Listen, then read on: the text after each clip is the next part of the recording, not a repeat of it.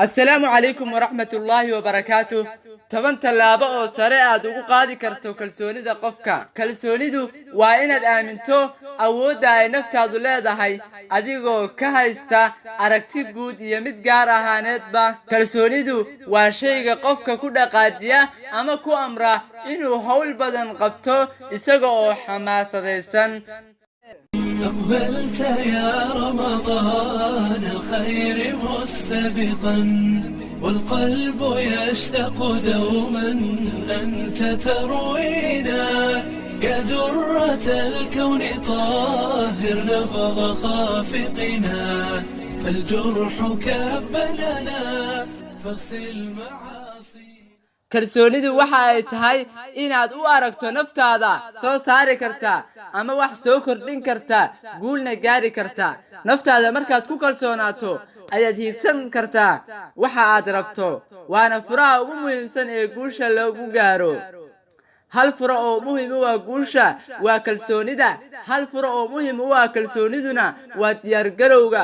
kalsoonidu waxa ay ku siinaysaa awood aad hawl ku qaban karto, taasina waxa ay ku horseedi kartaa inaad si dhab yar uga guulaysato. kalsoonidaas oo ay ku horseedo horumar weyn, taas oo ka dhigaysa ruux ku habboon xaqiijinta hadafkiisa. haddaba ku dadaal 10kan qodob. qodobka koobaad, tuko salaada subax. marka ugu horeysa ee aad hurdada ka soo toosto, ku shukri Allihii ku siiyey fursadda labaad ee nolosha. kadib tuko salaada subax waqtigeeda. tani waxa ay ku siinaysaa kalsoonida ugu sarreysa iyo inaad maalinkaaga si fiican ugu bilowmo. qodobka labaad, jimicsigu waxa uu sare u qaadaa qaab dhismeedka jirka, wuxuuna qofku siiyaa firfircooni. qodobka saddexaad, u labiso si hagaagsan. haddii aad si fiican u labisatid waxaad dareemaysaa fiicnaan naf ahaaneed iyo istiraax. ma ahan dhar qaali ah, laakiin waa in qofka uu xirto dhar leh. qodobka afraad, u fikir si wanaagsan. haddii qofku ay ku bataan sheekooyinka negatifka ah, wuxuu bilaabayaa in uu si xun u fikiro, maskaxdiisana uu daaliyo.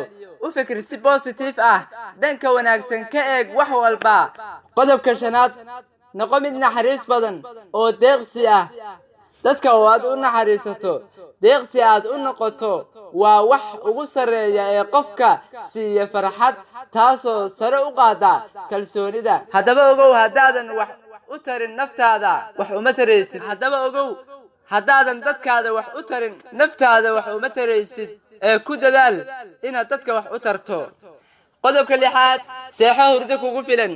jirkaagu waxa uu u baahan yahay 6 ilaa 8 saacadood oo hurdo ah habeen kasta. naf habeenkii oo idil soo jeeday waxaa ka muuqanaya daal iyo dhafar, mana ka dhabeyn karto inay gaarto yoolalkii ay ka lahayd dunidan.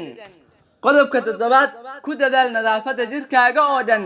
hagaaji wixii cillada ee jira. hubi cidiyahaaga, timahaaga iyo ilkahaagaba, dhammaan in jirkaaga uu yahay nadiif. markasta nadaafaddu waa nolol. ogowse in nadaafaddu ay tahay iimaanka barkiisa. qodobka sideedaad, ha samayn istustus iyo ha lagaa sheego inaad u noolaato.